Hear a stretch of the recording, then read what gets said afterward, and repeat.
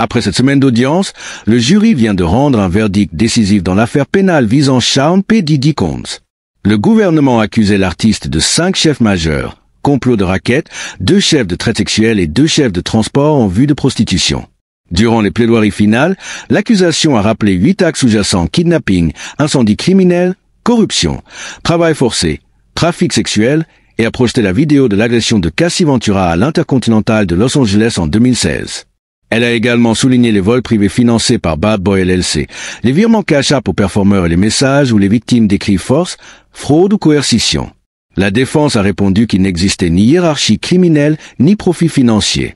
Selon elle, les assistants ignoraient la finalité des voyages, les SMS montraient un consentement adulte durable et les virements rémunéraient de simples prestations artistiques.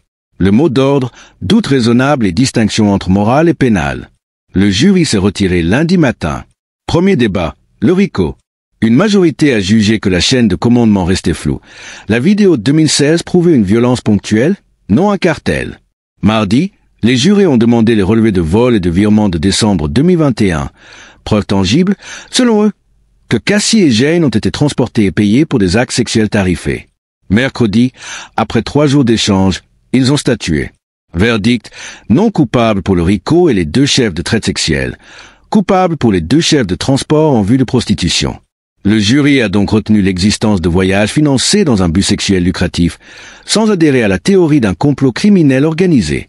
La juge a fixé la peine au 29 octobre, 10 ans de prison fédérale, 250 000 $ d'amende et inscription au registre des délinquants sexuels. Sean Combs reste détenu au centre pénitentiaire de Brooklyn en attendant. Son équipe a déjà déposé un avis d'appel contestant la définition légale de la prostitution commerciale et l'interprétation de la coercition. Réaction immédiate. La famille Combs parle d'un verdict incohérent et promet une bataille en appel. L'avocat de Cassie Ventura y voit une première étape, tandis que le parquet souligne une victoire partielle pour les victimes. Sur les réseaux, le hashtag Partial Justice divise l'opinion entre partisans de la défense et militants #MeToo. La suite, procédure d'appel, dizaines de plaintes civiles à venir et enquête possible sur l'ex-chef de staff Christina Kakakorum. Nous suivrons chaque rebondissement. Pensez-vous que ce verdict est équilibré? L'appel peut-il changer la donne? Examen et rappel des premières audiences. À naissance d'une procédure fédérale. Le 27 février 2024, le district sud de New York dévoile un acte d'accusation de 54 pages visant Sean P. Diddy Combs. Le texte réunit 5 chefs principaux. Complot de racket RICO, traite sexuelle concernant Cassie Ventura, traite sexuelle concernant une plaignante anonyme surnommée Jane, et 2 chefs distincts de transport en vue de prostitution se rapportant à ces 2 mêmes femmes.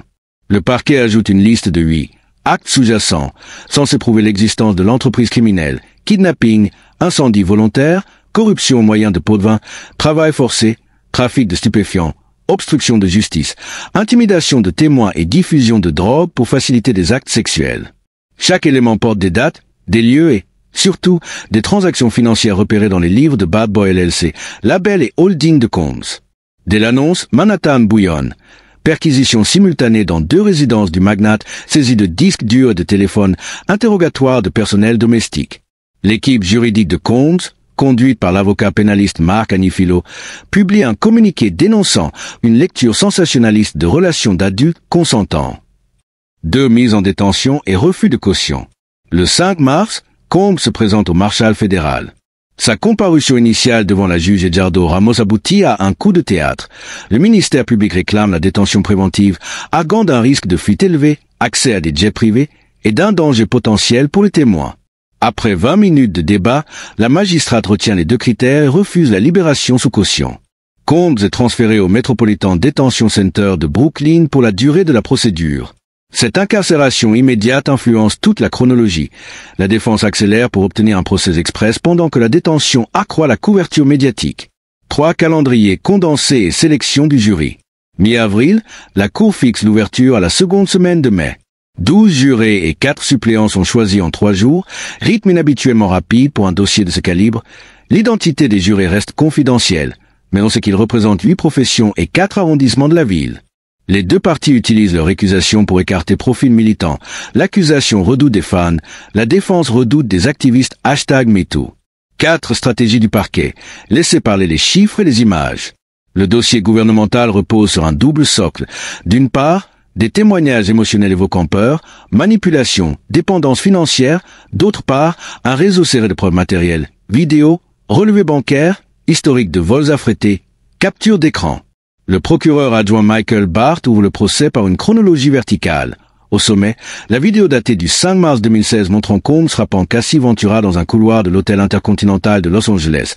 À la base, un schéma coloré reliant chaque date d'agression alléguée à un vol privé payé par Bad Boy LLC puis à un virement Cash App et un performé. Pendant 3 semaines, le ministère public fait défiler. Cassie Ventura, 10 heures de déposition. Elle raconte l'escalade depuis la fascination professionnelle jusqu'au freak-off, nuit d'hôtel impliquant des hommes recrutés et rémunérés par Combs. Elle décrit des menaces de diffusion de vidéos et la promesse d'argent frais pour son silence. Capricorn Clark, ex-directrice créative, enfermée 5 jours dans un bureau vide pour des polygraphes après la disparition d'un collier. Elle évoque la culture de la terreur, obéir ou perdre salaire et logement. Scott, Kikudi, Mescudi, confirme qu'une BMW lui appartenant a explosé devant sa maison du New Jersey en novembre 2011 après un différend avec Combs. Les enquêteurs produisent des photos de restes d'un cocktail Molotov. De l'ADN féminin non identifié figure sur le goulot. Jane Doe, la plaignante masquée. Voix cassée, elle raconte l'attraction financière, les stimulants dilués dans le champagne, l'impossibilité de refuser un trio sous peine d'être remplacé. Agent Homeland Security présente un diagramme Excel de 53 vols privés, 78 virements électroniques et 112 SMS obtenus sous mandat. Leur diapositive associe chaque dépense à un épisode sexuel revendiqué. Le parquet vise la cohérence. Prouver qu'aucun voyage, aucun versement n'échappe à un motif sexuel rémunéré et donc à la définition fédérale de la prostitution. 5. Stratégie de la défense. Dissoudre le fil rouge. Marc Anifilo et Alexandra Shapiro, couple d'eux, attaquent la chaîne de causalité. Hiérarchie contestée. Ils admettent des excès, mais ni l'entreprise criminelle. Selon eux, Bad Boy n'est qu'un label, Kaka une assistante zélée et les gardes unidirectionnels. Consentement complexe. Les SMS montrent Cassie et Jane déclarant leur amour après les nuits d'hôtel. La violence serait ponctuelle, l'argent un cadeau. Question du profit. Combs paie, ne reçoit pas. L'accusation serait inversée. Aucune revente de vidéo, aucun pourcentage sur l'acte sexuel n'est prouvé. Doute scientifique. L'ADN féminin sur le Molotov introduit la possibilité d'un tiers agresseur. L'accusation n'identifie pas la femme. Attaque des souvenirs. Sous contre-interrogatoire, Jane varie sur les dates. Cassie admet avoir organisé certains trios volontairement. 6 journées clés d'audience. Jour 12, diffusion intégrale, sous scellé de 47 clips, freak-off. Les jurés écoutent au casque. 2 jurés évitent l'écran. Jour 18, appareillage complet des déclarations audio de Combs. On l'entend réclamer. $5 000, $10 000, du baby oil. Jour 21, la défense, via l'agent spécial Cercilio, souligne que Kaka ignorait souvent le contenu des valises. Jour 24, dépôt d'une motion Rule 29, demande d'acquittement immédiat pour insuffisance de preuves. La juge réserve sa décision. 7. Plaidoirie finale, 2 styles, même enjeu. Jeudi 20 juin. La procureure Christy Slavic déroule une présentation PowerPoint méthodique. Elle projette 8 actes. Kidnapping Capricorn, incendie Kikudi, coaxing Cassie, chantage Jane. Elle répète, 2 actes suffisent. Elle conclut, suivez l'argent, suivez la peur. Vendredi 21 juin. Annie Philo parle sans note. Il décrit un kaléidoscope. Même fragment, 1000 images. Il brandit un mouchoir blanc. La loi n'est pas là pour essuyer les larmes, mais pour punir des faits précis. Il martèle le doute raisonnable, hiérarchie absente, argent centrifuge, adulte consentant. 8. Remise des instructions. 96 pages, 3 heures de lecture. Définition RICO, accord plus 2 actes. Traite sexuelle, force, fraude ou coercition. Consentement ponctuel non suffisant. Transport prostitution. Voyage payant plus objectif sexuel lucratif, même si la rémunération va intégralement aux participants. Obligation d'unanimité sur chaque chef et de préciser les actes sous-jacents retenus pour RICO. Les jurés reçoivent tous les exhibits numériques sur une tablette sécurisée. La greffière rappelle qu'ils peuvent redemander lecture ou visionnage au besoin. À 18h ce même soir, la salle 42B se ferme. Débute alors le huis clos qui décidera du destin judiciaire de Sean Combs. Les médias spéculent, les avocats restent joignables, la ville, elle, voit ces néons remplacer la lumière du jour. Lundi 24 juin, 8h57, installation du jury. 10 hommes et 2 femmes quittent la salle d'audience et gravissent un étage sous escorte. Le député referme la porte de la pièce 42B. Un carré neutre, table ovale, écran tactile verrouillé, cafetière à piston. Les portables restent dans des enveloppes scellées. Les instructions, elles, reposent en piles identiques à chaque siège. Première tâche, élire un porte-parole. Peter T., ancien sous-officier Navy, est désigné à main levée. Il place son calepin en tête de table, écrit la date au marqueur sur le paperboard de l'ID 1. Procédure décidée en 15 minutes. Martha B., bibliothécaire, suggère de suivre l'ordre des chefs. Peter préfère débuter par le pivot RICO. Vote 7 contre 5, on commencera par le RICO. Méthode convenue. Relire l'instruction correspondante.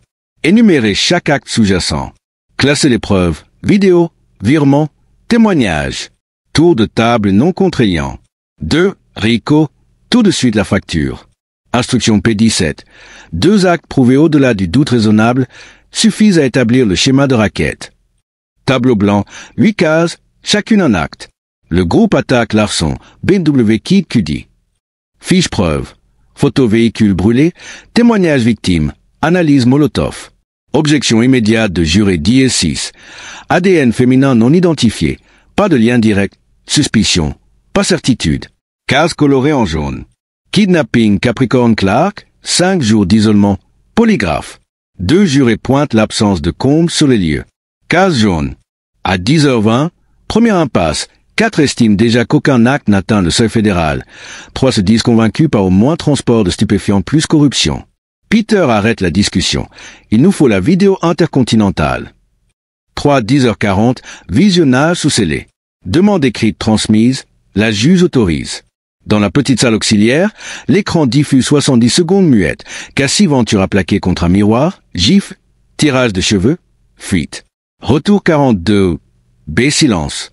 Martha note, violence prouvée, pas RICO à elle seule. Le débat glisse vers la coercition. 4, pause déjeuner, premier comptage. Sandwich livré. Peter propose un vote test. La tendance, le transport séduit, RICO divise, la traite coince. L'après-midi est consacré à relire la définition. Force, fraude ou coercition. Point clé soulevé, faveur économique peut remplacer argent. Mais l'unanimité reste hors de portée. À 18h02, Peter rédige une note, demande de précision sur bénéfices financiers. Réponse de la juge Subramanian à 18h30, tout avantage tangible ou intangible. Clôture 19h, retour sous escorte, nuit libre sans médias. Mardi 25 juin, 9h05, reprise et table rase. Café filtre et table rase.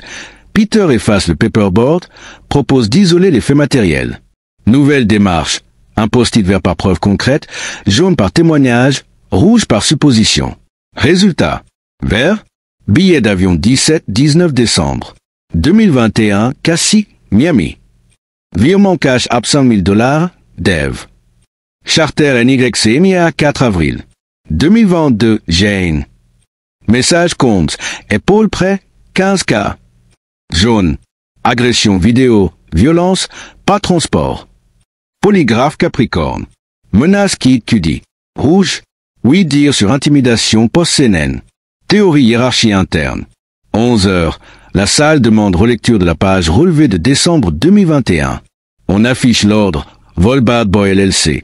Passager Cassie plus performeur. Virement le lendemain. L'évidence du couplage saute aux yeux.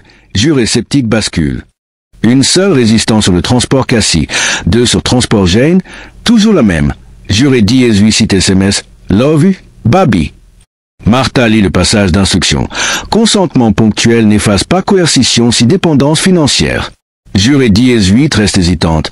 Elle demande temps de prière. Groupe accepte 5 minutes de silence. 17h, encore blocage RICO. Peter mentionne option verdict partiel. Les jurés relisent l'instruction 48. Le tribunal peut recevoir verdict sur chef conclu et renvoyer pour le reste. Un brouhaha prudent. Cela éviterait une impasse prolongée. 19h05. Note au juge demandant si verdict partiel possible. Réponse affirmée. Suspension pour la nuit. Mercredi 26 juin, 10h vers la décision. Climat lourd, Un orage matinal a obscurci le ciel. Peter propose, si l'on est 12-0 sur un chef, actons-le. Passons au suivant. Tous acquiescent. Vote final sur Transport Cassis. 12-0 coupable. Applaudissements étouffés.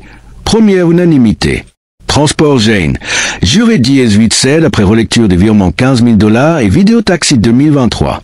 11-1 devient 12-0. Rico reste 4-8, traite 5-7 et 4-8. Discussion tourne en rond. Peter consulte groupe. Nous sommes à 48 tâches, divergence stable. Partiel semble raisonnable.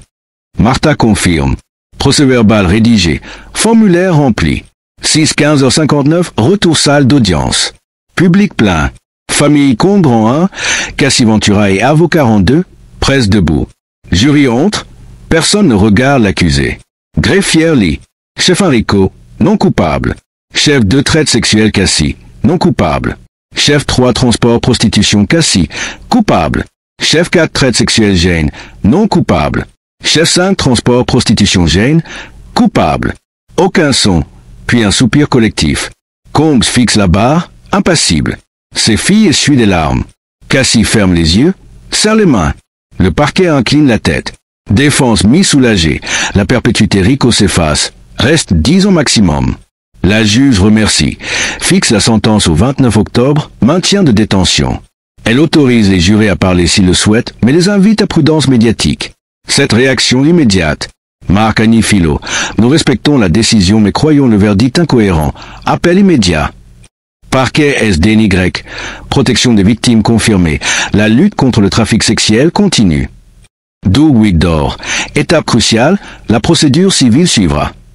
Twitter explose. Hashtag partial justice. Hashtag Erisofel. Hashtag Boliev Survivor. 8. Les prochains jalons. Avis d'appel déposé. La défense invoquera erreur d'instruction sur bénéfices financiers et exclusion de témoins clés. Caca. Sentence. 29 octobre. Rapport présententiel à rédiger. Audience sur facteurs aggravants. Procédure civile. Plus de 60 requêtes potentielles contre Combs, Bad Boy LLC et Christina Corom. Enquête connexe. SDNY examine le rôle de Caca. Possibilité d'actes d'accusation séparés. Le rideau judiciaire ne tombe qu'à moitié. L'ombre d'un appel plane. Les victimes attendent la phase civile et la culture hip-hop interroge son propre miroir. Dans la jungle médiatique, une certitude. L'affaire Combs redéfinit la portée des chefs de transport sexuel dans le droit fédéral et révèle les limites du RICO face aux hyperstructures du divertissement. Laissez vos avis en commentaire, abonnez-vous pour les prochaines mises à jour et à très vite pour la suite de l'affaire Combs.